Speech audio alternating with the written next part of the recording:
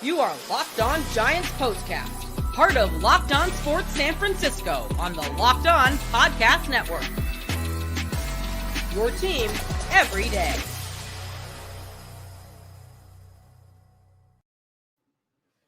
Yo, what's up, everyone, and welcome back to the Locked On Giants Postcast. I'm your host, Eric Triple E Engel. You may know me as the former producer for the Murph and Mac Morning Show on KMBR.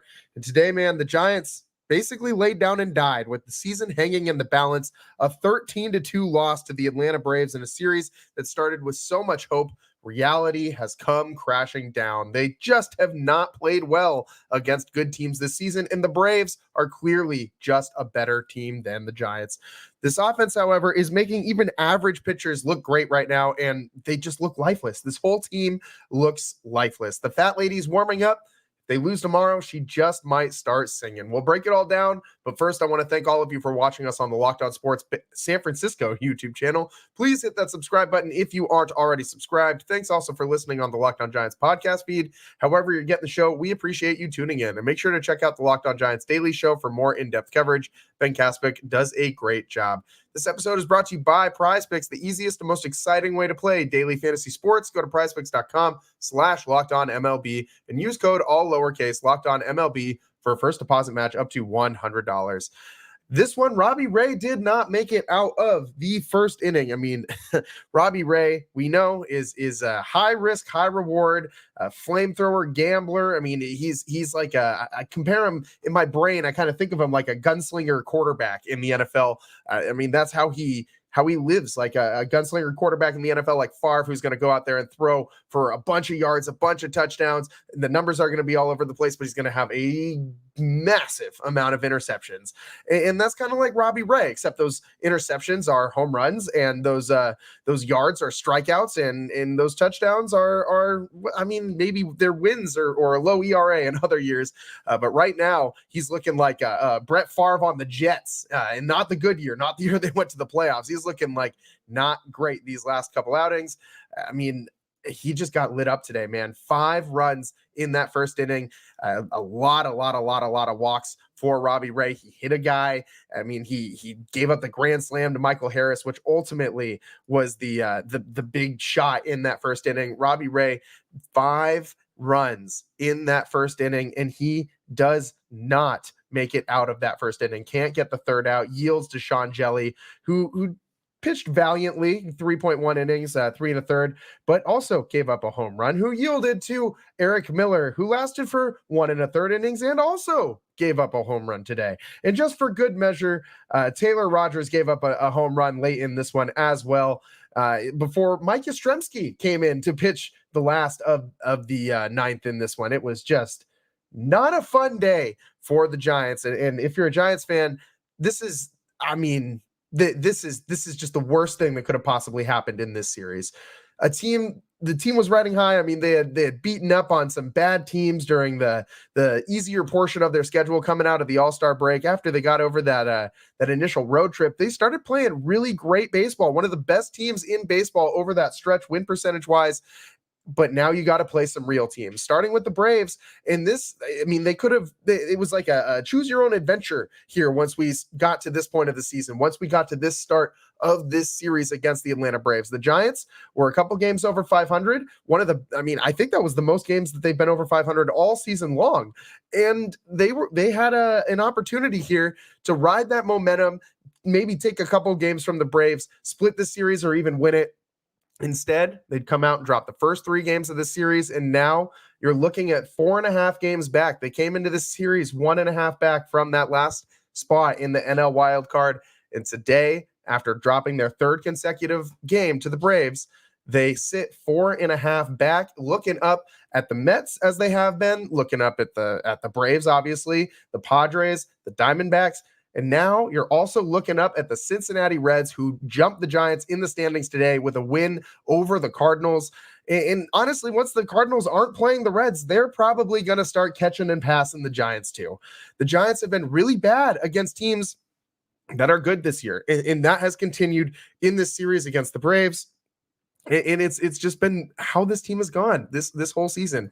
I mean, look at what the Giants offense did today, and tell me if you think that that's a playoff team. I mean, you let Grant Holmes go 7 innings. Yeah, he gave up 8 hits. The Giants collected 9 hits in this game. At one point, they had more hits than the Braves, and they still lost by 11 runs.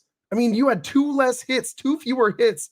I mean, the Giants cannot buy a hit with runners in scoring position. We already know this. I'm getting so incredibly tired of talking about it, but I mean, they went 2 for 6 today, but those hits didn't get any runs home, really. I mean, you had some singles. I mean, a ton of singles today, a ton of singles. As far as extra base hits go, you had a Pat Bailey double, which was nice to see Pat Bailey do something offensively. He has been so incredibly terrible at the plate over the last month, maybe a little longer than that.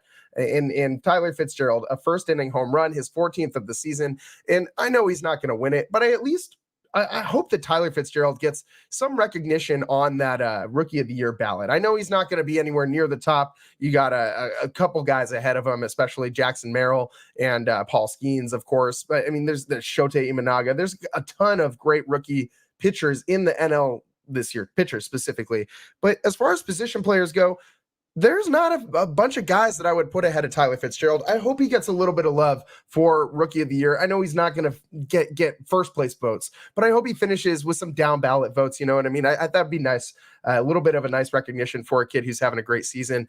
But that's the only bright spot about this entire Giants team right now.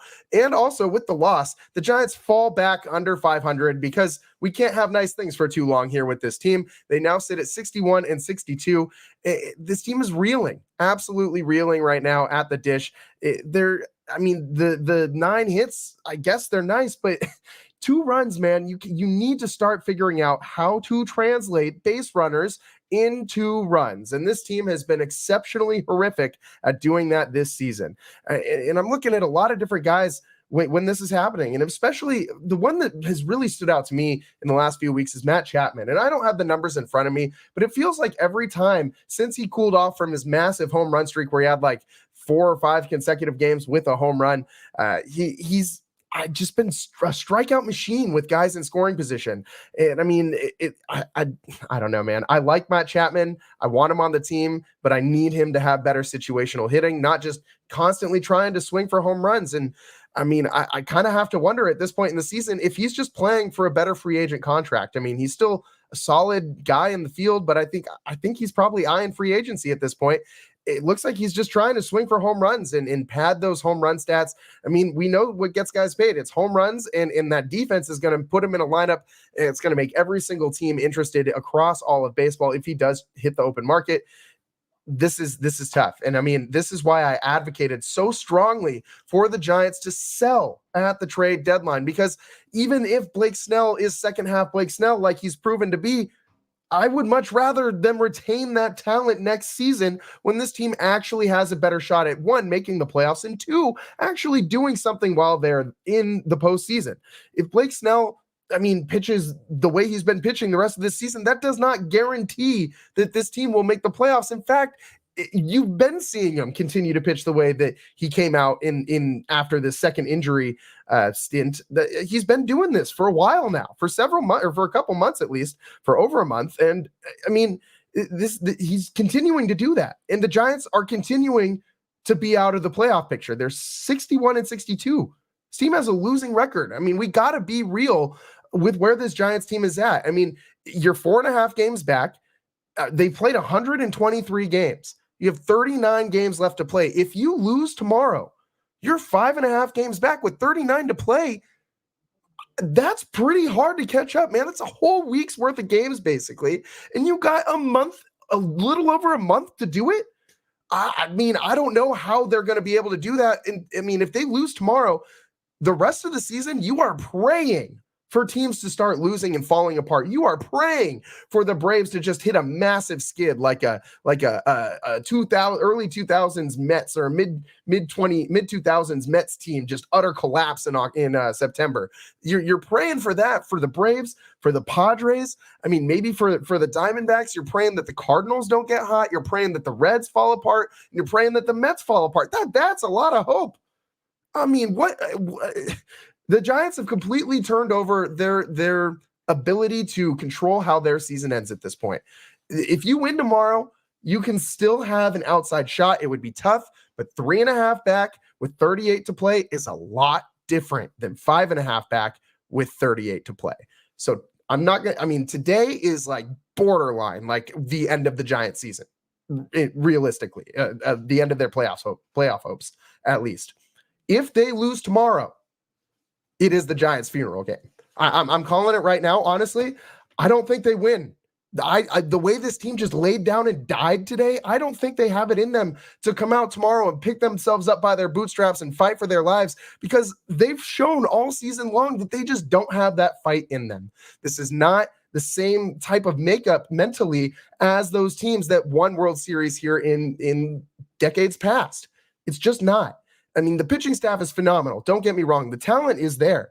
I don't know if it's, I'm not saying it's all on Farhan, but I mean, the front office stuff has been tumultuous, and the coaching staff has been up and down. And I mean, you're following Bruce Bochy. It's a very tall task. No one's going to fill those shoes, or should I say that giant hat that Bruce Bochy had. No one's head is as big as that guy's. No one's going to come in and step in and do what he did. And I mean physically big. Bruce Bochy, not metaphorically. I'm not calling the guy like, I'm not saying anything bad about that guy. Dude just had a massive noggin, and it's tough to fill those shoes. It's really tough to come in behind a guy who won 3 World Series in a decade, in less than that. And it's insane that this team is where it is right now. I looked at this roster at the beginning of the season, and honest to God, thought 85 or more wins. And I mean, they've had injuries. That's part of the game. And Jung Hoo Lee is a massive, massive loss for this team. There's no getting around that.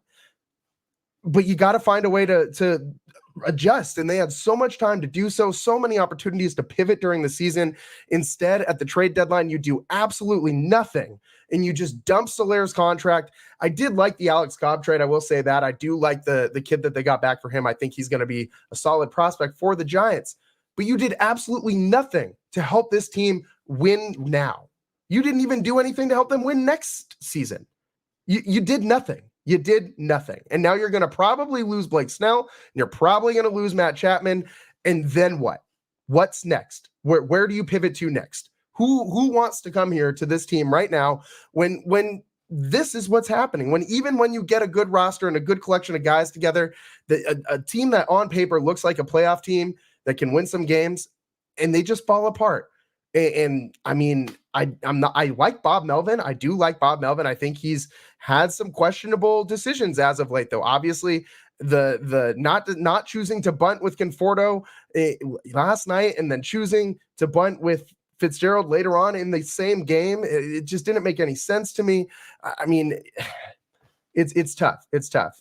This whole stretch that the Giants are heading into is not going to get any easier, by the way. I mean, this schedule gets harder, and the Giants don't play very well against good teams. We'll talk about that and a little more on the other side. I know we normally go through and like recap the game. I'm really not feeling like recapping 13 Braves runs today. All you need to know is the Braves scored 5 in the first inning, and it just got worse from there. Tyler Fitzgerald hit a home run. That was the lone highlight for the Giants. Everything else sucked and was bad. And if you didn't watch this game in its entirety, don't waste your life by going back to the I almost said the TiVo. No one has TiVo anymore. No one go back and watch the replay, the midnight replay. I have YouTube TV. Don't watch the recorded YouTube TV. Just don't do it. Just don't do it. Don't put yourself through the pain and the agony and the despair.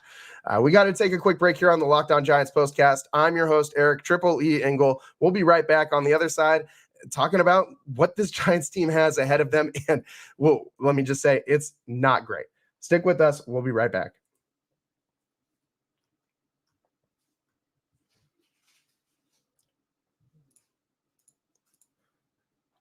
When you're taking in America's pastime, don't forget to hydrate with Liquid IV's Popsicle Firecracker flavor, a surefire summer hit. Get hydrated with electrolytes, essential vitamins, and clinically tested nutrients from the #1 powdered hydration brand in America, because baseball and summer go together like Liquid IV and indulgent hydration. I love Liquid IV's great taste, and staying hydrated is essential for my lifestyle. I'm an active guy. I like hiking, going out to Giants games on sunny days, going out to concerts. I'm out there. You know what I mean? I'm living my life out in the sun, and it's that much more important that I stay hydrated and keep that Liquid IV on me. And of course, with Liquid IV, it's more than just a drink. It's a science-backed way to hydrate better. Tear poor and live more. One stick plus 16 ounces of water hydrates better than water alone. Powered by LIV Hydroscience, an optimized ratio of electrolytes, essential vitamins, and clinically tested nutrients that turn ordinary water into extraordinary hydration. 3 times the electrolytes of leading sports drink, 8 essential vitamins and nutrients, always non-GMO, vegan, gluten-free, dairy-free, and soy-free. So, no more thirsty summers when you indulge in hydration with Liquid IV. Get 20% off your first order of Liquid IV when you go to liquidiv.com and use code MLB at checkout. That's 20% off your first order when you shop Better Hydration today using promo code MLB at liquidiv.com. And today's episode is also brought to you by PrizePicks. PrizePicks is America's #1 fantasy sports app with over 5 million members. PrizePicks is the easiest and most exciting way to play daily fantasy sports. It's just you against the numbers. You pick more than or less than on 2 to 6 player stat projections for a chance to win 100 times your money. With the finals over, the hoops action doesn't stop on PrizePicks. Women's basketball is heating up with stars like Caitlin Clark and Angel Reese looking to make names for themselves alongside greats like Breanna Stewart and Aja Wilson. You could win up to 100 times your cash watching them ball out. If you're looking for promotions, PrizePicks has you covered every week, from lowering select players' stat projections on Tuesdays to helping your lineup hit or getting your entry fees back if you have a losing lineup on Fridays. Download the app today and use code LOCKEDONMLB for a first deposit match up to $100. It's PrizePicks. Pick more, pick less. It's that easy.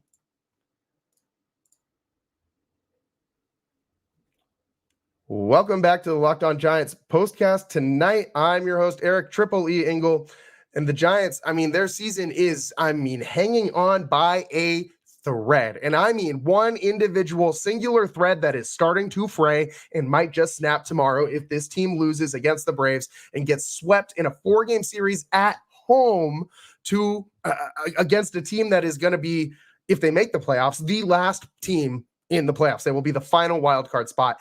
And quite frankly, if you can't beat that team at home at least once in a 4-game series, you flat out don't deserve to make the playoffs. You just don't. You just don't. And I'm not sorry for saying that, because this team has had every opportunity to put themselves in a better position this season, and they have failed time and time and time again. The first 2 games of the series, they had opportunities to win both of those games, and they couldn't do it. All you had to do was score the ghost runner, and you would have kept both of those games going in both of those situations. And then tonight, you come out and just get absolutely just obliterated, annihilated, decimated, destroyed, whatever word you want to use, 13-2. You lose by 11 runs. And this team looked like, where was the fight? I didn't see any. I did not see guys like pressing out. They're pressing at the plate clearly based on their, everyone swinging at garbage pitches and helping out guys like Grant Holmes. By the way, Grant Holmes, most he's pitched ever prior to this game was 5 innings, and dude went 7 tonight. This Giants team is so incredibly bad at getting to pitchers, at getting starting pitchers out of games. They are giving gifts of outs way too early in at-bats, especially against pitchers that they're not familiar with. These at-bats are really hard to watch. They're not, analyzing the guy at all. They're going up there trying to swing at the first thing they see. A lot of first, second pitch in the at-bats and in outs. And that, you have to work the count on these starting pitchers. You have to, when you've never seen a guy before, you should watch a few pitches and see what he's doing and maybe come up with the game plan of how you're going to attack him. And it just blows my mind that the Giants do the same thing repeatedly over and over and over, and we expect them to have different results. It is quite literally the definition of insanity. And the Giants, their schedule's gonna get harder. And coming up, I mean, you have this final game against the Braves, but then you got, I mean, a bunch of really tough series. I mean, you do have the A's and the White Sox first. That's a nice little, reprieve before you really dive into it. The Braves are a taste of what's yet to come. After that A's and White, you got the A's for 2 games, and you get the White Sox for 3. Then you go on the road and you play the Mariners and the Brewers. That's a tough road trip. Then you come back home and play the Marlins. That's cool. But then you play the Diamondbacks. They've been on an absolute tear lately, and that's going to be a really, really, really tough series. Thankfully, they're at home, gives them a chance to win. But then you go on the road, and you go down to San Diego, and you play the Padres. The Padres are red hot right now as well, too. That's a tough series. Then you play the Brewers at home. Then you get the Padres back home again. All of these teams are very good teams. And then the Orioles come, the Giants go on the road to play the Orioles. Maybe a sweep. I mean, the Giants have been terrible when they have to travel east and play good teams. Shout out the Phillies. I mean, the Red Sox, we've seen this story before. Then the Giants go on the road to play the Royals, and then they go on the road to play the Diamondbacks. That's going to be really tough. And then you end the season against the Cardinals, another team that is right there with the Giants. And oh, by the way, the Giants have not won a game against the Cardinals this season as they were swept in their prior series. It's not looking good, folks. It's not looking good. And when you do a deeper dive and you look at the teams that the Giants have actually beat this year, one really stands out. The Colorado Rockies. The Giants have 10 wins against the Rockies. 10 of their 60 wins against the Colorado Rockies. They have 61 wins, but we're just keeping round numbers for the sake of easy math. About 1/6 of their wins have come against one single team in Major League Baseball. That's absolutely crazy. Now you look at the rest of the teams that the Giants have beat up on, and it's teams like the Pirates, the Mets, the Reds, the Tigers, the Twins, the Rangers, the Astros, the Marlins. None of these teams, I mean, the Twins are the only team in that mix that's any good. I mean, you got the Cubs down there too that they got 4 wins against. I'm not saying they beat up on them though, because they also lost 3 to the Cubs. You won 4 against the Nationals, but you lost 3 to them too. That's not a very good team. You should have more wins against a team like that. They've won 4 against the Padres. They've also lost 3. The Padres are also a much different team at this point in the season than they were the last time the Giants played them. I mean, you have 4 losses against the Diamondbacks. Now let's talk about teams that they have losing records against. The Diamondbacks, the Braves, the Red Sox, the Guardians, the Dodgers, the Phillies, the Yankees. All of these teams are really good. What this tells me when I look at this is the Giants are pretty good at beating bad teams. They're pretty bad at beating good teams. It's not rocket science. This team is just not that good. Point blank, they're just not.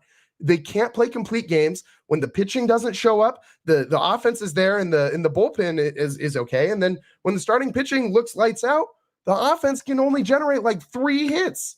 Look what happened with Blake Snell on the mound the other night against Chris Sale. And yeah, I know it's Chris Sale, but I mean, there's so many things that could have gone differently in that game. One thing I regret not talking about after that was Marco Luciano not running down, not giving a hard 90 as a rookie. Oh my God, is there any way to make yourself, jettison faster from a team, from a big league team? Is there any way to piss off the veterans in the room faster than by not running out a hard hit ball? And yeah, I know it looked like Austin Riley kind of caught it, but play to the end of the metaphorical whistle. I know it's not football, but run it out.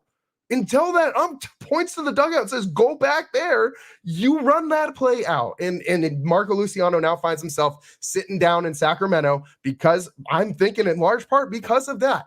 I mean, yes, he also has a lot of other things working against him, like the fact that he can't play any defense doesn't bode well. The fact that he came up to, none of it looks very good when you have Farhan sitting there saying a couple weeks ago that they got rid of Soler so that they could see more Luciano DH at bats. Well, okay, that was fun for all of 2 weeks.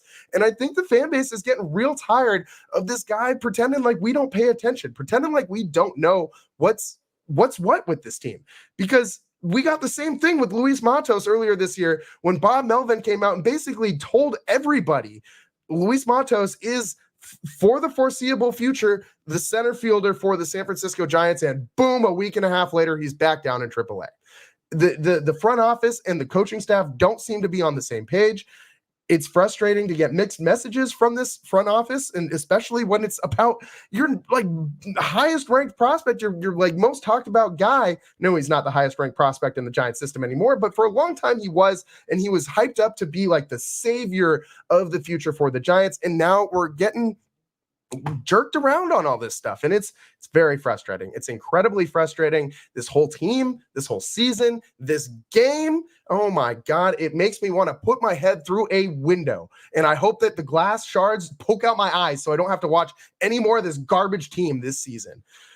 Man, this game's frustrating, and I mean, if you think I'm mad now, just wait until the Giants very likely lose tomorrow and get swept by the Braves at home. I mean, nail in the coffin if that happens. Fat lady, we can hear her warming up in the background right now. I mean, tomorrow, I bet she's coming out singing. So more to break down from this one and put a bow on this show on the other side of the Locked On Giants postcast. I'm your host, Eric Triple E Engel. We'll be right back.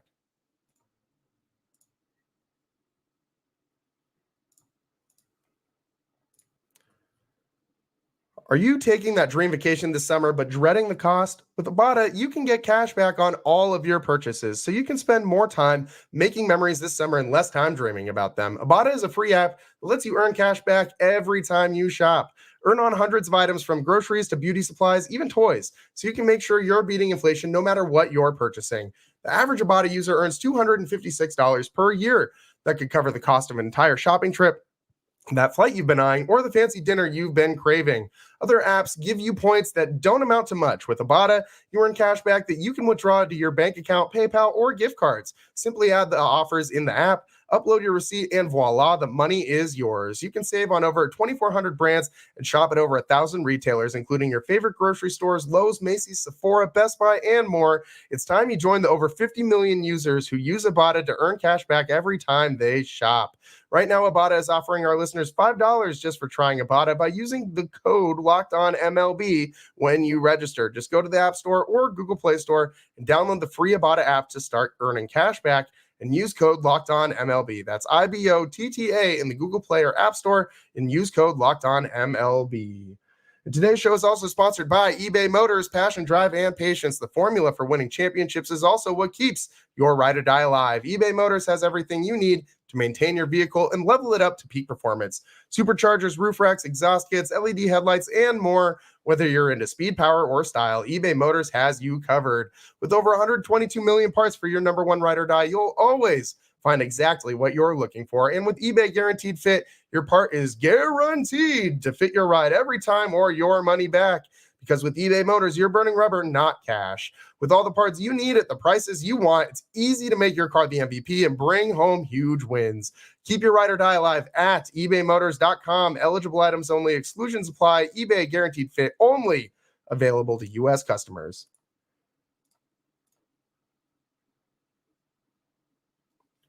Welcome back to the Locked On Giants postcast. I'm your host, Eric Triple E Engel, and I'm taking a peek at the comments right now. And the one that stands out to me, no heart. This team has no heart right now, man. There's no pulse, who is the guy in the locker room that's getting everybody ready to go? Where's the Hunter Pence? Where's the Buster Posey? And I know that no one's going to go be Buster Posey on the field. I'm not saying that. Like, where is that guy in the clubhouse that is going to take charge and say, let's go. It is time to go. Flip the switch.